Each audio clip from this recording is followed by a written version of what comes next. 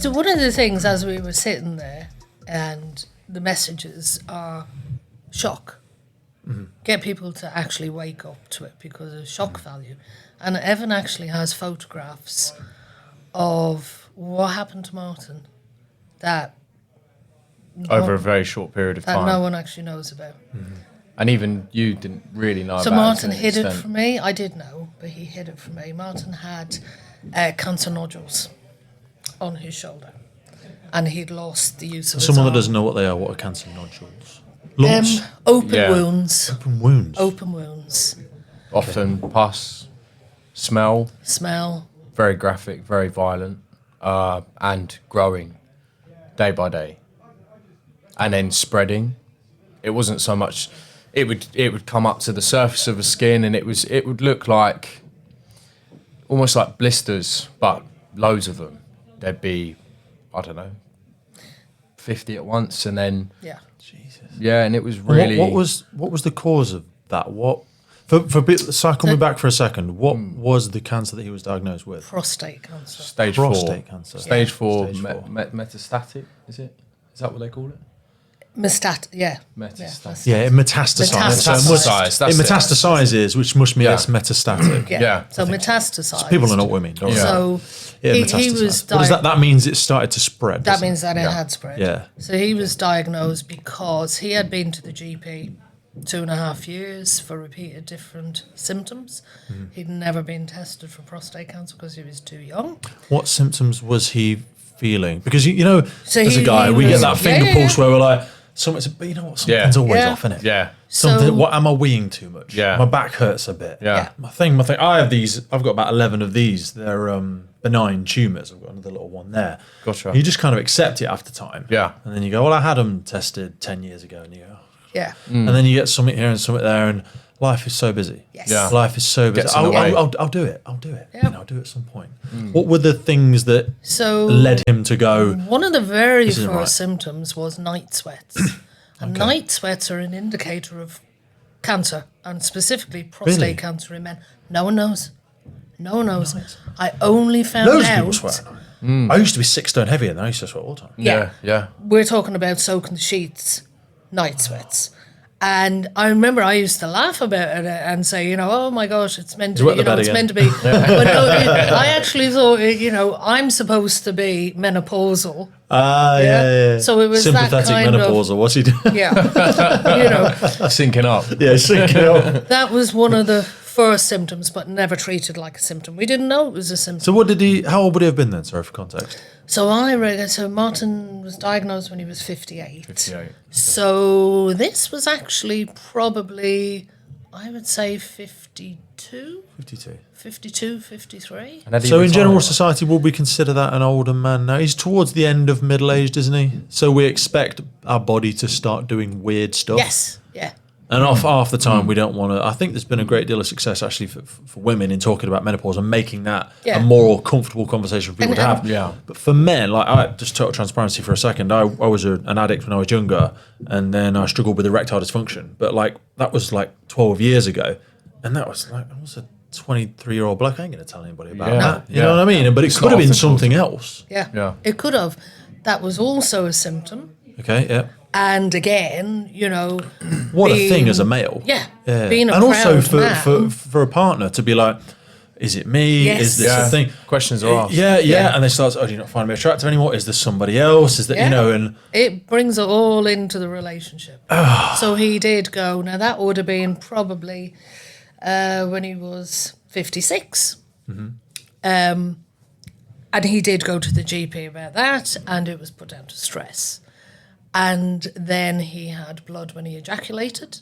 Okay. He noticed some blood. Again, not investigated by the GP.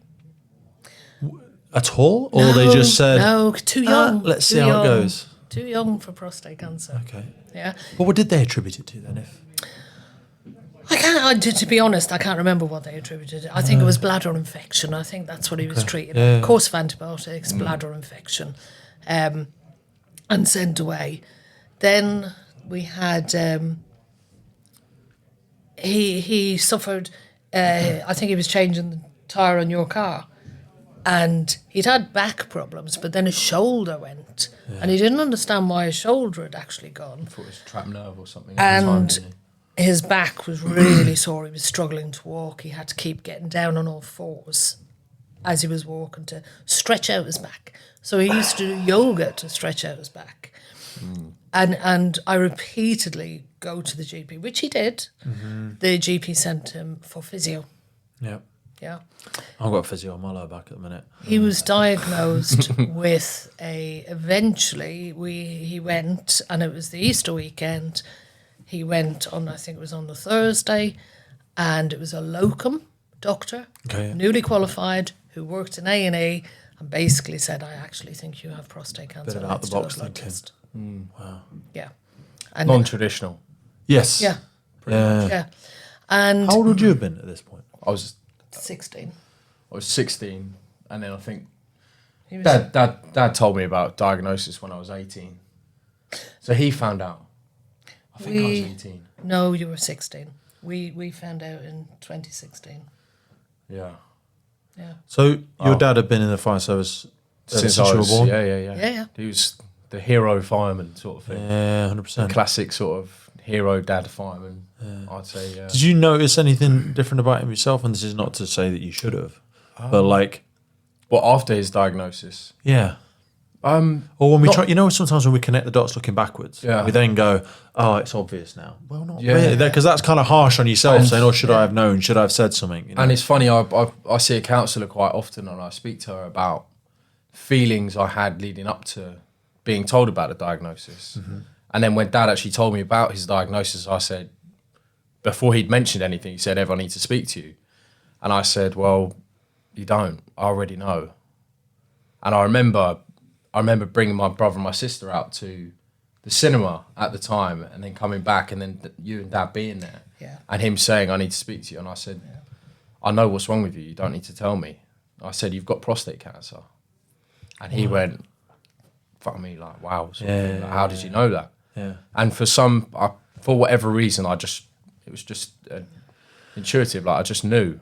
It actually was 2018 he was diagnosed. It was because we bought the house in 2016 and we rebuilt our house. Yeah. So a lot of the back problems he put down to rebuilding the house, getting up in the middle of the Just night for a wee, Yeah. because we were living in a caravan. We put it down On the to drive. actually, we were living in a caravan on the drive, Yeah. and we put it down to that. And that's the whole thing. Martin was a really capable, able-bodied, strong, Fit.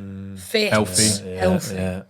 And it was. We had moved into the house in December 2017 after rebuilding it, and he got diagnosed in April 2018. And it was diagnosed terminal, incurable.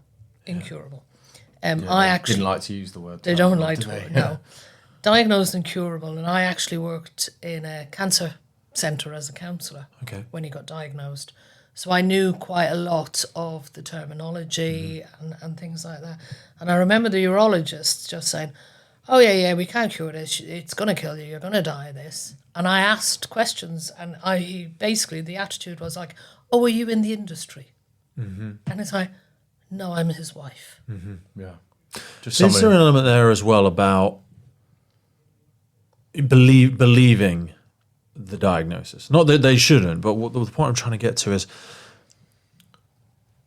if you think you're going to die, you're going to die.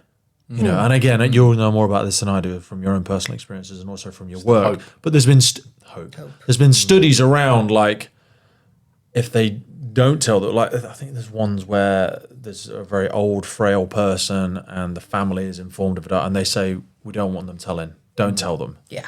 And then sometimes, not always, they outlive the diagnosis because, and again, some people go, oh, this is just silly, it's woo-woo, clever word games. But like, if you believe it's the end, it's the end. Yeah. You know. But, and also like, when I've spoke with people, I had a lady called Helen on the podcast, and she had stage 4 bone cancer. But they strongly encouraged her, and she's still alive today actually, constantly make plans of a future that involves you. Yes. Like, let's book a holiday for next year. Yeah.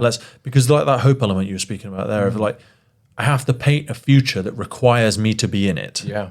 Versus, Oh, it's such a real thing. Yeah. It's such a real thing. And Is it? Because this is all woo-woo rubbish for someone not going for it. Yeah. I mean, podcasts are great for people talking about stuff. What have you done? Have you even lived it? Yeah. What do you know? Yeah. Do you know what I mean? You guys have lived it. Yeah. So But how much of this is actually useful when that letter comes through the door? Someone goes, hey, what's the silver lining? And you go, not today, thanks. Fucking get a grip. Well, we saw it with Dad. Yes. We saw it with Dad. Fought and fought.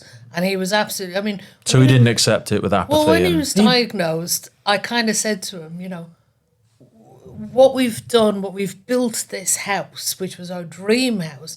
And I just said to him, how dare you leave me 3 months after we've moved into this house? And he was like, I have no plans on leaving. Yeah. So it was about... He and I felt lucky they caught it when they did, because he had a tumour on T12 on his spine and L3 on his spine. Okay. And a tumour in his shoulder. All prostate cancer tumours. And his hip as well, I think, wasn't it? Not when he was first diagnosed. But the T12, he was at risk of a spinal fracture that would have actually... And they said he was 4 or 5 days away from it. Just because the bone was crumbling and degenerating. Because of the tumour had actually got into the spine. So he, at that stage, we felt, actually, this is He must have been in some awful. pain. He was in dreadful pain. For a long time. For a long time. But Years. he kept it. He kept it to himself. And that's the thing, they'd prescribed ibuprofen, paracetamol, naproxen, all Do of some these mobility things. stretching, and sent him to physio. Yeah. So it was kind of like when he got the diagnosis, it was a complete shock. However, the treatment started really quickly and it stabilised the actual tumour. He had 5 shots of really intensive radiotherapy to the actual tumour in his back. Can we zoom in on that? So I think people say, and then I got the diagnosis. Just break down for us, if we can, what happens then? Because we're all, let's assume everyone listening is part of the NHS, living in the UK. We do have international listeners, but just for the purposes of the UK audience, what happens? I get a letter, someone rings me, I go in and talk, and then we what didn't get a happens letter. then? Okay. So They call you in, or he had basically been called in because he went to the GP to get the results of the PSA test. are you invited to go with him, or can you choose to go alone? I was actually, because we weren't expecting this, so I was actually at a gymnastics camp with my youngest daughter, Okay. who would have been 12, Oh, she's just gone 12 when he was diagnosed. 12 years old. And I got a phone call from him saying, this is my PSA reading. It was 215 when he was diagnosed. Wow. And Okay. 10 is... About saying Yeah. there, they were saying Yeah. 10 is when they would send you for a screening or Yes. something. Yeah. And he said, I have to go up to St. Peter's St. Peter's Hospital. But don't worry, stay where you are, I will be fine.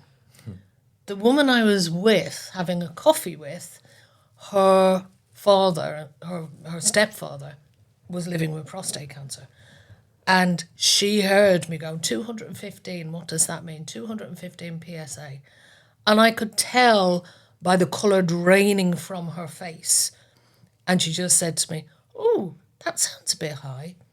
If I was you, I'd go to the hospital. So don't worry about Tabby. I'll bring her home for you. She knew exactly what it was. So he was diagnosed 215. I think it was a Gleason score 9, which goes up to 10. Okay. And they took 17 core samples. He said the biopsy was one of the worst things he had to ever endure. He said he didn't sit down properly for days. Drilling into the spine and no, the hip and the this shoulder. is the and- prostate. Prostate, sorry. directly. Oh, yeah, directly into the, Hence the not being able to sit down. core samples, 17. Wow. And I think it was 15 that were positive. And they were either grade 4 or grade 5. And obviously, the higher the grade, they only go up to 5, the more aggressive the cancer is. When he got diagnosed, the urologist very bluntly told him, this is incurable, this is going to kill you. You're stage 4. I'm handing you over to oncology now. And he told him, in a room with 4 other people. So it wasn't done privately, it wasn't done by letter, nothing. Yeah. And that's when we basically left. We actually got a Macmillan nurse called us in, and we were completely in shock, the two of us, because at that stage I'd turned up to the hospital, and we were completely in shock. Mm-hmm. And we sat with a Macmillan nurse who said, "Don't worry, you got the lucky cancer." Were you receptive to that? Not really. Okay. You got the lucky cancer. I was about to say, it's a retrospect. gamble, isn't it? They're trying to roll the dice on where's your mindset at. Yeah. Can I, Yeah. you know, Can you influence a bit of positivity? Can I influence it? Yeah. How are you? Where are you at in the processing of this? I mean, in retrospect, how fucking wrong was she? Yeah. You know, Martin's cancer, for some reason, was extremely aggressive. Mm-hmm. And he lasted 6 years. Wow. He only lasted 6 years because right before COVID, he got on a clinical trial for immunotherapy. But Mum actually got him on that. Yeah. So we had a meeting with the oncologist and we were with a registrar. We weren't with the proper oncologist. Uh-huh. And I said, look, I actually want to talk to the oncologist. Yeah. And we asked, have you got... His first-line treatment had failed really quickly. The first-line treatment is hormone therapy. Okay. So he had hormone therapy, then he had chemotherapy, then he had radiotherapy. So I think initially he had 10 rounds of chemo, and then he had 35 rounds of radiotherapy. That treatment lasted, the hormone therapy was for life, and basically the hormone therapy makes you impotent. Yeah. Straight off. Yeah. Straight off. But testosterone's completely depleted. Yeah. Just rapes the You system end up of everything. you end up throwing your handbag about. That's what he used to say. That's what he basically. used to say, yeah. That's what he used to say. Yeah. And What was it like to watch him go through this process? Someone that's, you know... He went from my hero to me actually having to almost step up a bit and look after him. Whereas, and a true reflection of it was when, I think it was about a week before he passed away, we were in St. Luke's in Guildford, and I remember, and it was his dignity sort of went. He couldn't go to the toilet himself. He couldn't even get up out of bed himself. And I was there to sort of help him out. Obviously, Mum's not going to carry Dad to the toilet. So I did. And you did. But I remember coming out of the toilet and complaining to Mum, and I feel like such an arsehole for it. And I said, What it was a He's pissed all over my feet or something. No. It was. I said, you know, fuck's sake, have I really got to be wiping his ass? And then Mum just turned and looked at me and said, "Remember who wipes your ass first?" Yeah. Surprised you didn't slap him. Yeah. It was that case. It's like life coming full young. circle. Yeah. And it was. I obviously did the same. And he was devastated that I was doing this. Devastated. Yeah. And I said to him, but you would do this for me, so don't take that away from me being able to do it for you. And he did do it for me, so Yeah. it's one of them, isn't But it? it was like, you know, if the roles had been reversed, he would have walked over hot coals to help me out. Easily. You know. Yeah. And it was that actually that's what we're gonna do for you. You know. So but all his treatments failed really quickly. How did you sustain any sort of focus or optimism or faith through this process? Because I'm more astonished, and because I've never, no one in my close family, some of my distant family have died from cancer, and I wonder why more people going through treatment don't kill themselves.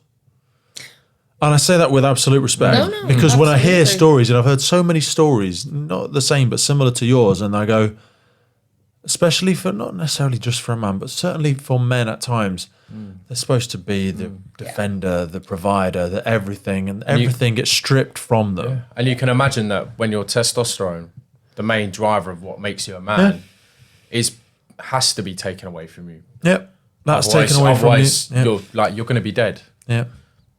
You lose all the weight. Killer in yourself. You become incontinent. You lose the ability to walk or stand up or provide or help with shopping or even just be there emotionally for your partner. Yeah. What sort of conversations were the two of you having on a weekly basis? So Help me with some deployable strategies about what people can do in these situations. Now you've had time to reflect. We decided, and I think it was, because of working in a cancer centre, we decided to be really honest with the children straight away. Okay. So 12, 13, and 12, 14 and 18, I think as well. Evan did his 3 A-levels on the same day that Martin started his first chemotherapy. Yeah. It was very much about, actually, we've got to stay strong and united for the kids, but also for ourselves. Yeah. So we were... It's the resilience it was that he showed. really, really dark. Really dark for, I'd say, probably the first 2 months. Okay.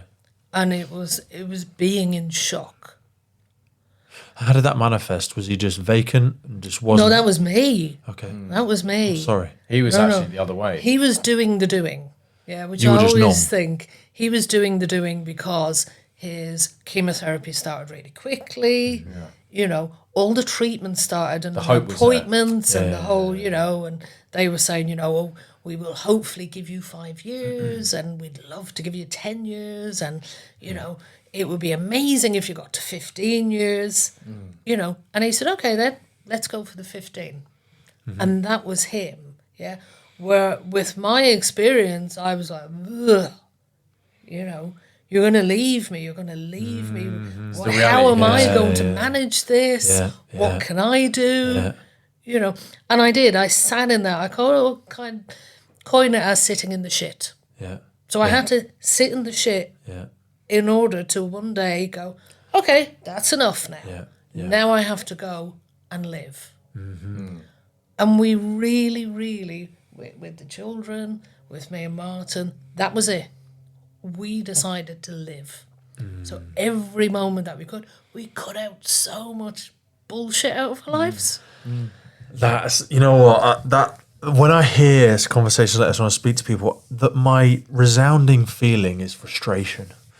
When I think to myself, never before do I think we've been so busy doing so much and achieving so little. Yeah. I think, the bullshit I spend my life worrying about. I forget what quote it was. It was like, I've lived a life with many troubles, most of which never happened. Yeah. And all the Yeah. shit we worry about, Yeah. it never even That happens. anxiety Yeah. that isn't even real. Yeah.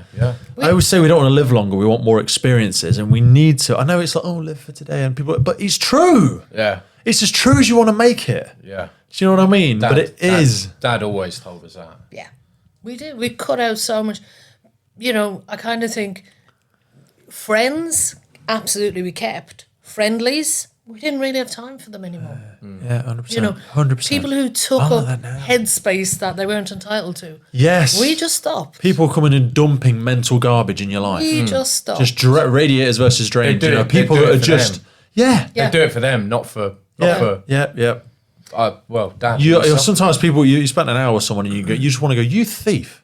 You just stole my time. Yeah. And I get, it's not all about us. Like, we should be there for each other. But if you've had 3 or 4 days in a row or 3 or 4 interactions in a row and you're like, this is a net negative relationship. You are just taking from. Yeah. Yes. Even if that's a person close to you or a friend or whatever, some people you can't change them.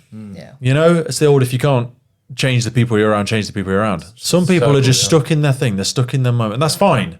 But that hasn't got to be your life. But I think it's so sad that the people that know that the most are the ones that have had to pay the biggest cost. Yes. I worry how many of us, myself included, I think I'm catastrophizing about things that are not terminal cancer. Come on, let's right-size this problem a little bit. I almost feel guilty, like champagne problems, when you think about half the stuff you worry about now, and you go, okay, get a grip, come on. But it's hard, isn't it? Because the worst things that ever happened to you is the worst things that have happened to you. Absolutely. Before That's it. Martin's. Can only get better. Yeah.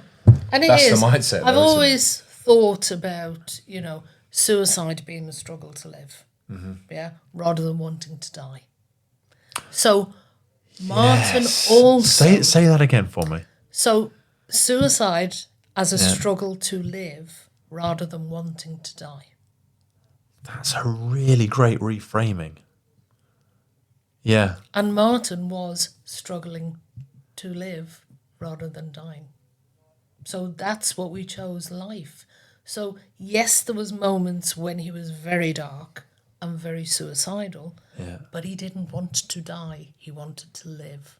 So that's what actually stopped. Oh, he wasn't ready to die. No. Even when he was on his deathbed, he was not ready to die. No. And I remember when he put you to sleep, he put Louis, my brother, to sleep. He put my sister to sleep. And he said sleepy time to my mum, my sister, and my brother. And then me and my dad were looking at each other for about half an hour. And we were all sat round his bed on like wooden chairs, like all sprawled up like that. Yeah. And I remember I just sat looking at him, and we were just looking into each other's eyes, and it was one of the most powerful moments of my life. Yeah. We didn't say a thing to each other, but 1,000 words had been spoken. And he said sleepy time to everyone because he wanted everyone to be asleep so that he could sleep. Yeah. And also, I think he wanted to put you all to bed one last time. Yeah. Take one of the last privileges that I have as a father and as a provider and as a husband. Yeah. Yeah. Very powerful moment. Yeah. And even being able to bring the dog. We brought the dog in. Yes. Yeah, I spoke to the hospital. I spoke to the because obviously he got moved to his own room. Yeah. Off of the ward, and then I spoke to the nurse as I was walking out because I had to bring everyone home to brush their teeth and things like that. I said, when I come back, would you mind if I brought the dog? Would you mind if I brought his dog? So I've got loads of photos of him as a pup like that, and they said to me, yeah. I mean, we don't normally do this, but because of the circumstances, we'll allow it. But you've got to carry this sprocker, more Springer than Cocker as well, through the whole hospital. And the looks I was getting, they were going, "Oh, you can't bring him through." And I went, shh, don't want to hear it. Yeah. And I remember Dad's face, and he was, bless him, he was dosed up to the nines with all sorts. Yeah. But it was like bringing home back to him. Yeah. Because he couldn't go home. Yeah. And he really strived. All he wanted to do was go home. Just to be at home. Yeah. What do you think most people misunderstand, or what do you think is a common misconception when people think about being diagnosed with cancer? Now, looking back from it, and I know closure misconception is it's not going to happen to me, it's going to happen to someone else. Okay. Really. And then when it does, that's it, you're going to die. You know, which I actually, the NHS were brilliant. Fantastic. Yeah. And he had such a good relationship with his oncologist and the clinical nurse specialists because of who he was. Yeah. He just chat the hind legs off anyone. Firefighters. Yeah. And they all attended his funeral. So it's a lot more personal. You know what people say about doing a hard job? Yeah. I think that's a bloody hard job. Well, people say, firefighter's a hard job. I'm like, nah. I couldn't work with... I've done a lot of work with Rainbow's Hospice, and they do end-of-life care for children. I'm like, I couldn't do that. No. Jesus Christ. Horrible. They have a room there where kids... what's the word I'm looking for? Kids create their funeral music. Wow. They have software and instruments, and they can go in there and make a song for their own funeral. I'm like... Wow. The it's the most depressing room of fucking... So the juxtaposition between such a... I was like, oh my God. So people say hard jobs. You get to know someone intimately, you learn their family, you meet their dog, and you watch them slowly die. They were on a regular basis. We were comforting his oncologist. She had to make the decision because Martin wouldn't. He wouldn't make the decision not to resuscitate. And I had power of attorney, thankfully, just for finance and property and not health. So I couldn't, thankfully, because he didn't want to make the decision and his oncologist made the decision. And when she did, she left his room and collapsed in my arms. Wow. And that's how much she cared. Yeah. What do you wish you'd have known prior to it? What advice? I know it's a tired question. I'd say, what advice would you have given yourself if you were walking out of that ward 2 months after he'd passed and you saw someone going in and they said, "Oh, I'm here because my dad or my husband's just been diagnosed," what would you say to them? Spend time. Okay. Spend time. Bring the dog in. Bring the dog. We Bring the made dog. it. And he wanted to come home and they wouldn't let me and I couldn't bring him home. Yeah. So And he was begging. and the kids brought in pictures from home. They brought in the Xbox. We watched Pulp Fiction. Favourite movie. We watched Blues Brothers. Favourite movie. Yeah. You know, we had his playlist on constantly. You know, we made that hospital room home. Yeah. And even We made it as comfortable as possible. the cheeky sip of London Pride. Oh yes. So me and my brother and me and Dad had a little thing where obviously if we got caught, we Didn't matter. yeah, And what? it was one of them. It's like fuck it sort of thing. He's gonna die. Dad said, "I really want a beer," just out of nowhere. It's like, you've got enough like drugs inside you at the moment to keep you at bay. He said, "No, I want a beer." I said, "All right." Well, I'll run up to Tesco. And me and Louis sat there with a Corona and give him a little London Pride. Yeah. It's the only time it's acceptable to put a fucking straw in a beer. It's when you're on your deathbed. So yeah, he had a sip of London Pride and then he went, "Oh, no, I don't want the rest." No, I'm So sure I was it like, probably "You know tasted horrible what?" for But him, it was nice to share his last beer with him. Yes. How old are you now? I'm 25. 25. Yeah. I'm 35. I look a lot older. But, Oh, me too. 25 years young. Yeah. You're younger than the both of us. Yeah. There's a great book called The Regrets of the Dying. I don't know if it was written by a palliative care nurse, similar to probably what cared for Martin. Yeah. I find it a really difficult book to read. Has this changed the way you think about life at all? Definitely. Without a doubt. How? It's listen, you go through your hard times, but the hard times make you, they shape, it's difficult. They shape, they bring you down a path. And the good path is only made by the bad times, if that makes sense. So the bad times have I would to say happen. like a photo album. You only see the good 100%. pictures, but it's 100%. the you and I falling out that takes us from one good picture to the next because the makeup and the holiday is where the next memory comes from. Yeah. But that's part of the thing. You just don't see it. Completely. Completely. And at the time, you can spend so long being upset about something, but it taught me not to dwell. You're angry, you're bitter, you've been wronged. Oh, They say poison damages the vessel more than Yeah. anybody else. You're carrying that hate around with you. I'm not fucking making a difference to me. But Do you know that's what I mean? what You're we the one agreed. carrying it. yeah. That's what we agreed not to do. We agreed not to get angry about all these things being missed, all these missed opportunities. Life has wronged me. God has Because wronged me. The fire service. It would have wasted the what? time we had. Yeah. Like know. even when Dad had that growth on his shoulder and lost Yeah. the use of his arm, and then I watched it because Evan unfortunately I had to. did the dressings. Yeah, when I was at university, I was training to be an ODP, so I understood like the being able to clean wounds and dress wounds kind of thing. But Stinks. doesn't it? every day it was growing, and then it would be pussy, and then he'd literally say, "Can you just rip it off? Can you just scratch it off?" And it was so graphic. And I remember going out one night and then waking up in the morning and Mum saying, "Look, I know you're hungover, but Dad's in pain. Can you go and wash it for him?" And I remember just watching this. I started off on his shoulder, and I watched it move down his spine and then across round to his ribs. And I remember they diagnosed it as shingles, and I just thought, "What the fuck?" No. And I said so many times, "Dad, it's not shingles. This ain't normal. Yeah. It's not shingles. I know it's not. I know it's the cancer tumours." And he said, "No. That's what they told me." And I remember even we don't want to confront reality, isn't it? Yeah. they'd never seen anything like it. The nurse assistant at the GP surgery, because he used to go there for wound changes as well, ran out of the room crying, Oh, Jesus. which is really unhelpful. Yeah. You know, And then it was at a stage where I had to. you had to do it. take the reins. And he wouldn't let me. And you know what? I didn't mind it. I remember Louis saying, because I remember I just mentally, my mental capacity for it, I couldn't take it.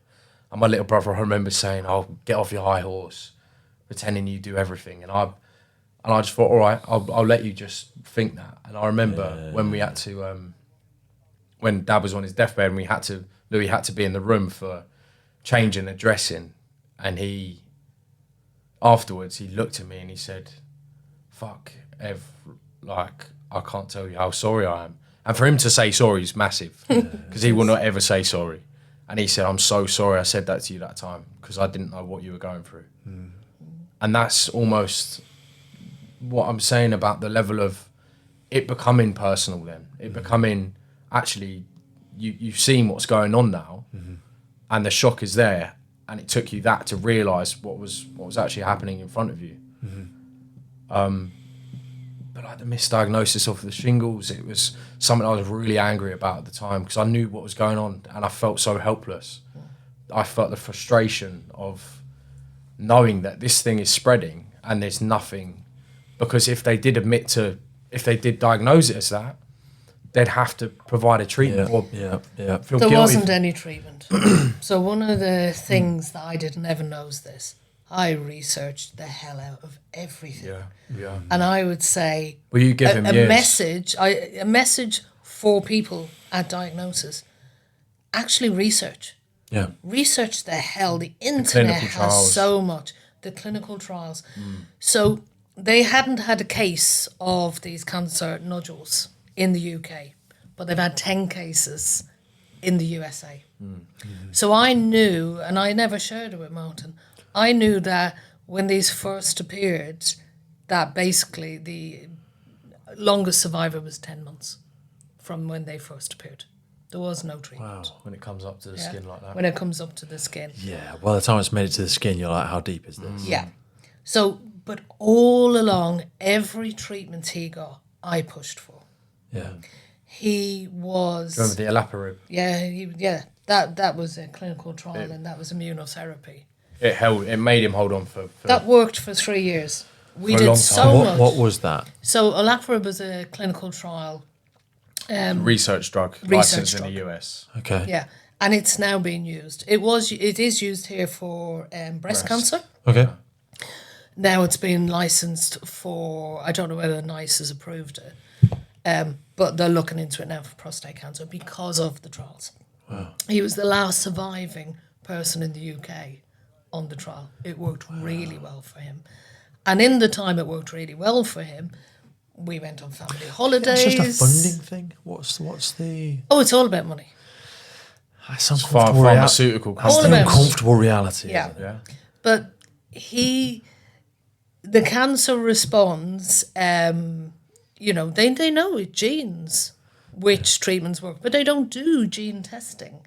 He had gene testing done at the very end because Evan instigated it. We raised a lot of money for private treatment Through multiple things. through multiple things. I had a lot of people around me that were, we had a lot of Yeah. people around us who donated a lot of money. We needed to raise, I think it was the end figure was about £115,000. Yeah. And For this treatment. the treatment, What was it? unfortunately, Lutetium Lutetium 177. It was a last-ditch resort. Isn't this this is the real reality of it sometimes, because they say you can't put a price on life. You actually can. Oh, they You do. know, insurance companies have genuine calculations Yes. of what the cost of a life is for industrial accidents Yeah. and all of this sort of stuff. But then when you do see people raise money and make these big shifts, I reframe that again and go, what was I doing with that money? Because what I mean, like if my daughter had I think to myself, if I had to come up with 150 quid now, or £200 a month extra, or £500 a month extra for my daughter's medication, Wouldn't think twice. 100%, I'd make it happen. Yeah, of course. So what is stopping me now? What am I pissing that? What am I doing? Do you know what I mean? And I'm not sure there's any useful segue to take from this, but I just think to myself, like, it's incredible what we can achieve together With strangers. with strangers. Complete strangers. And teenagers. Yeah, all I have is £5, but I hope it helps. Teenagers. you know. But there was people we know that don't have a lot of money and were, fuck me, I've never seen generosity like it. It was. Like, you know, they don't have that money. People of a lower, so we know when we do Santa collections, people of a lower socioeconomic position on council estates and things like that, to give more than anybody else. Yes. I don't know why it is. Absolutely. Don't know why it is. Because they know how much it means. They might know how much it's valued. I expect. And they're usually the ones being affected most difficultly. By a lot of these things. Because, like you say, if you're rich enough to have private healthcare and all of these sort of things, and you know, I'm very lucky in the fire service. Some of the things I've got access to, but it is a privileged sort of tier system as well. And we're very privileged to be in the UK. But anyway, so that you couldn't access this. He couldn't get this, and actually, it failed. He did 2 treatments, so it was 30 odd grand, and it didn't work. And his hopes were on this, but then we paid privately to have gene testing done, and that was done in the USA. Wow. And that came back, and that opened another kettle of fish, because that came back with a positive for BRCA1 and BRCA2 gene, which then would impact the children. Oh, wow. Because it's a genetic gene mutation. Okay, it's hereditary. So we had a hereditary, we had a whole weekend of, oh my gosh, there's a 1 in 50 chance. Each of the kids, you know, the 3 of them could have it, 1 of them could have it, 2 of them could have it, none of them could have it. But it actually turned out that it was the cancer that had mutated. Wow. And it wasn't essentially his gene. Yes. It was the cancer gene that mutated. Okay. Hence, it would have never worked, this private treatment. But they didn't do the testing. Mm-hmm. We had to pay for that. Where I kind of think we paid 1,500 quid. I'm like, why don't they do this straight away? 1,500 quid to the NHS, and then they mightn't waste, you know, 50 grand on chemotherapy. That's never going to work with that gene. Yeah, you know, it's. There's also he had a very, very bad reaction to some of his palliative drugs, which nearly killed him. Wow. And it was purely. Was that the swelling? That was the swelling. He swelled up all over. They took him into hospital. And I felt guilty about it, because I thought, oh my gosh, I could do with a weekend off. And then he rang me at work and he said, they can't find any fluid to drain, so I'm on my way home. And I thought, well, what's the swelling about? It was stopping him breathing. He couldn't walk. He couldn't move. He kept, you know, because everything was swollen. His neck was swollen, everything about him. And he was quite a fit man. Yeah. He was strong. He was fit. So I did some more research, and I found about 25 case studies of adverse reactions to this particular drug. And I had to go and tell the hospice and the palliative team. So I titrated him off this drug myself, because it was a bank holiday weekend, I think. And then I went and told the palliative team, and I gave them all the research.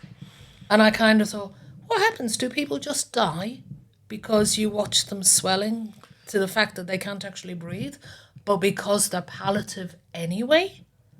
It just happens. Yeah. Well, that was in the October, November, and he died at the end of April. So he got another 6 months after that. But that's why I'm saying the importance of research, the importance of asking questions. I sat in chemotherapy with him, with a couple beside us, shell-shocked. And I actually talked them through the procedures that were happening, where they could go to Macmillan, where they could get PIP. You know, he lost the use of his arm. No one told him he was entitled to a Motability car. Yeah. He had a Motability car for 4 weeks before he died. Yeah. He could have had one the whole How time. much more freedom he could have had. How much his world had shrunk. Yeah. Yes. I remember him having to try and drive the BMW automatic, and he had to change gears with the right hand. Or whoever was sat in the passenger seat did the indicators. But it could have been avoided. It could have all been avoided. Yeah. And it's just knowing, it's the knowledge. Awareness. It is awareness. And awareness, And when you're in the headspace where your whole world is changing, it's not fair for families to actually have to you know, do that research themselves and find out all the information themselves. That's why I don't want to underestimate how unnecessary but generous and privileged we are to be sharing some time with you today, because you've absolutely no obligation to that room of people in there or to me. But we have to, Martin. Yeah, to Dad. But I'm agreeing with you. But equally, he'd never know. Anybody would forgive you, Of course he'd know. but no one would judge you for not coming. Of And you're course not Yeah. the first family Yeah. to have lost So- a firefighter to cancer, and you won't be the last. Certainly And I'm not. saying this Certainly to acknowledge you, because you didn't have to come and listen to my stupid questions today. You didn't have to come and spend this time. And I think it's so powerful in what you're doing, and your honesty and your humility and transparency that you've demonstrated over this last 30, 40 minutes, whatever it's been, because you've no obligation to do this. And I know people will be heading into this cave now. There will be people hearing this who are you Yeah. then, Yeah. Yeah. and going, what's coming? What do I need? I'm braced. All this cortisol, all this stress is dropping because I'm bracing for something. What's the next hit? You know, what's the next bit of news? And I just really want to acknowledge you two for doing that today, because Thank you. I think We it- said we would. Yeah. On his deathbed, I promised him. Yeah. Because his work raising firefighter cancer also kept him alive. Yeah. gives you a sense It's the of purpose. motivation. It was Yeah. the hope. It's that sense of purpose. He was really, really in this trying to look after his family. Yeah. He knew he was going to die and he wanted his family looked after. Yeah. He was really, really pushing the presumptive legislation. Yeah. You know, spoke in Parliament, ITV, BBC, On the you news. name it. Anyone who would talk to him, he would talk to. Yeah. You know. And I did. I said, I can't do what you do, but actually I can do something. Don't make good the enemy of perfect. You know, can I do what? No, but you know, I could do something. Yeah, I can do something. I can do something. I Absolutely. can come and support. I can come and encourage. 100%. I can help pass on his legacy, so that it Yeah. wasn't all for nothing. Absolutely, it wasn't all for nothing. Absolutely not. You know. Certainly not. On our wedding anniversary at the end of February, the 7 planets were aligned on the day of our wedding anniversary, and I kind of thought, thanks, Martin, because he was so into nature, Astrology. into astrology, into everything. He had an interest in everything, but especially people. Yeah. And I just thought, if I'm not going to own that sign, if I'm not going to claim that, Yeah. it's kind of What's like, the point? What's the Go point? on. Exactly. And that's the thing about living. That's what he did. Yeah? He would look up at the planets and that was life. He would look at the cherry blossom. Yeah. Be out in the garden planting Out yourself. in the garden planting. Yeah. Making a vegetable patch in the back Always garden. with Yeah. people. Always with people. Out For living, walking isn't it? his dog. It's all about the interaction for him, wasn't Yeah. it? Yeah. But taking pleasure in life. And I think that's that was a big lesson. Just to slow down and take pleasure in life right now, in the present. Well, this is probably the most present I've felt all day. So thank you all for sharing this with me. I really That's great. appreciate it. Not a And, problem. Yeah. I'll speak to you soon. Yeah. Thank you. Cheers.